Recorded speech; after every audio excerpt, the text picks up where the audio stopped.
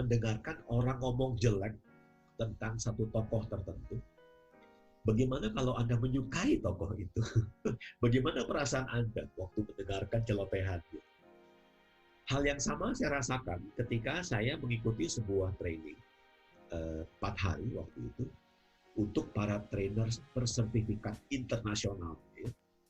Duduklah di sebelah saya seorang penulis buku dan katanya adalah seorang pembicara motivasi.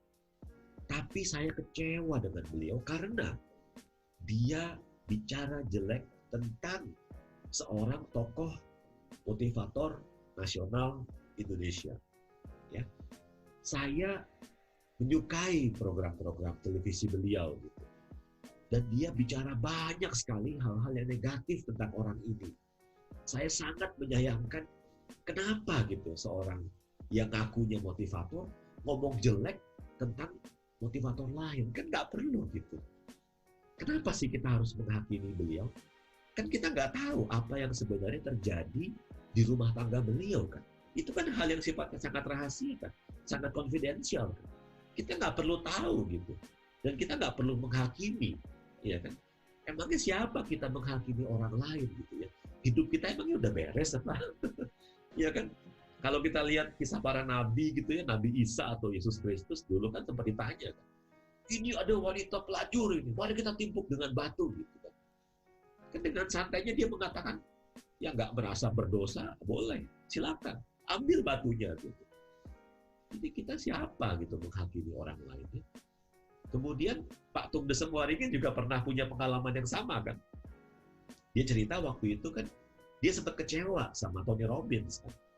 Karena Tony Robbins itu katanya tidak walk the talk gitu ya. Tidak bulat, tidak menyatu antara apa yang dikatakan dengan apa yang dilakukan gitu ya. Katanya rumah tangga harus harmonis. Kok cerai gitu ya. Kok istrinya lebih muda gitu ya.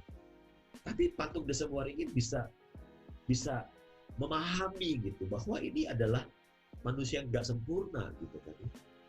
Jadi kita jangan mengidolakan orang, gitu. Kita jangan jadi pengikut gitu ya. Jim Rohn bilang, be a student, not a follower. Jadilah seorang siswa, seorang murid yang rajin belajar dari sumber manapun.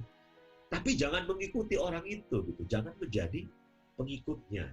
Karena ini masih manusia kan. Selama dia masih manusia, dia pasti bisa salah. Gitu ya. Nah, jadi kalau kita kembali bicara mengenai kenapa tokoh motivator nasional ini memang layak menyandang predikat sebagai pembicara yang laris ya. Belakangan ini saya sempat masuk angin. Semalam tuh istri saya ngerokin saya. Terus karena punya banyak waktu, saya akhirnya menyaksikan lagi tuh beberapa video beliau, dan memang keren banget gitu, keren banget ya. Jadi gini teman-teman, mungkin Anda pernah merasakan apa yang saya rasakan ya. Jadi gini, misalnya kamu baca nih satu buku ya, kamu baca buku itu katakanlah 5 tahun yang lalu, bagus, bukunya bagus. Lalu kamu baca lagi, buku ini keren banget ya. Jadi bukunya sama, ya halaman-halamannya sama, tapi seraya kita lebih dewasa, lebih berpengalaman, usia pun lebih bertambah, kita melihatnya dengan lebih baik gitu. Ya, kita punya persepsi yang lebih baik tentang buku ini, pemahaman kita lebih banyak tentang buku ini. Nah itulah yang saya rasakan pada waktu saya mengunjungi lagi video-videonya beliau. Saya mendengarkan dengan sungguh-sungguh dan saya sangat terpesona gitu. Dengan cara penyampaian beliau yang sangat elegan, sangat high class. Inilah beberapa hal yang saya catat, yang saya suka tentang beliau. Ya, cara bicaranya selalu santun. Ya, dia tidak tergesa-gesa, dia tenang.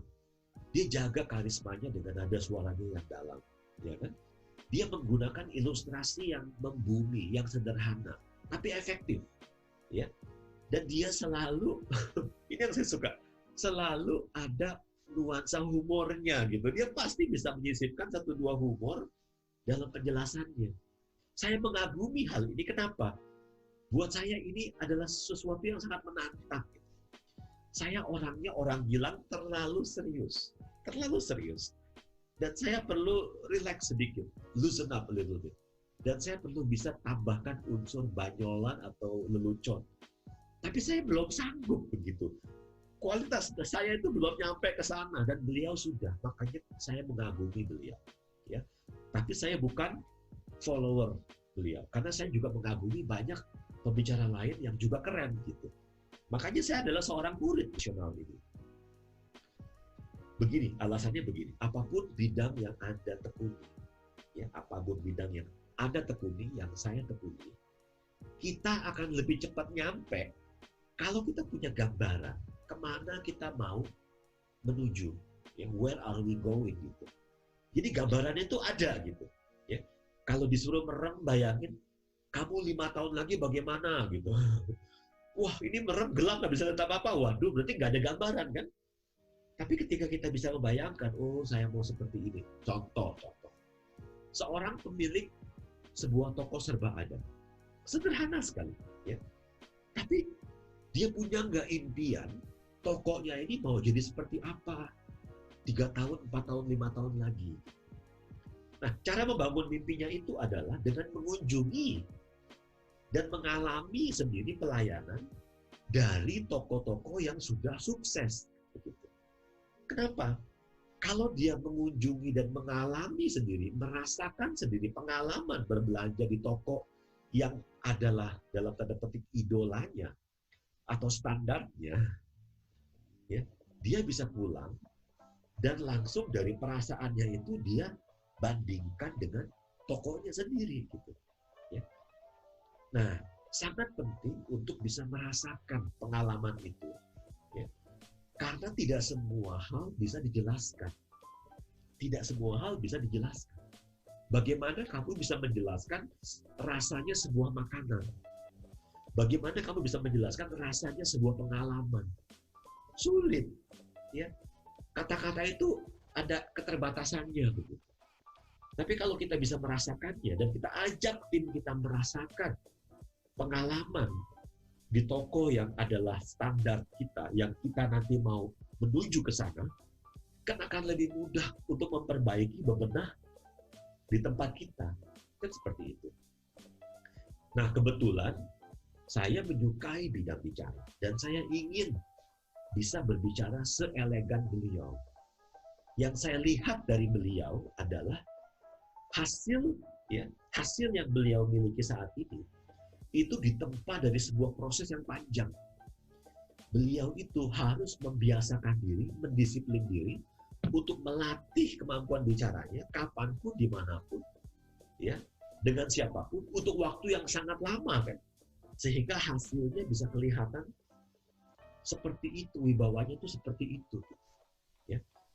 Maka kalau kita tahu, kalau saya tahu kemana saya ingin bertolak, kemana saya ingin menuju, kemana Anda ingin menuju, apa standar perusahaan atau standar profesi yang Anda inginkan, kan lebih mudah buat kita untuk bisa membayangkan dan kemudian bisa mengarahkan segenap upaya energi kita untuk mencapainya kan, ya. Nah, dalam bahasa NLP ada yang disebut dengan modeling. Jadi modeling ini adalah satu upaya untuk melihat orang yang kita sukai, kemudian kita menyaksikannya, mengikuti ceramahnya, ya. Kemudian kita membayangkan diri kita seperti dia. Jadi kalau saya menyukai beberapa tokoh motivator tertentu, dan saya menyukai caranya berbicara, dan saya mendengarkan dia again and again and again, lama-lama cara bicara saya akan terpengaruh. Akan terpengaruh dengan apa yang saya saksikan. Dan ini adalah salah satu cara tercepat untuk memperoleh kesuksesan yang kita inginkan. Ya, jadi mudah-mudahan apa yang kita sharing hari ini bisa membantu kita untuk memiliki sebuah benchmark atau memiliki sebuah standar, sebuah impian, sehingga dengan melihat dan merasakan pengalaman dari orang-orang yang sudah jadi, yang sudah sukses, ya, kita bisa terpengaruh untuk mulai bebenah dari sekarang, mengambil langkah-langkah praktis sehingga, ya, 5 tahun lagi atau 6 tahun lagi kita pun bisa seperti mereka. Ya, thanks for watching.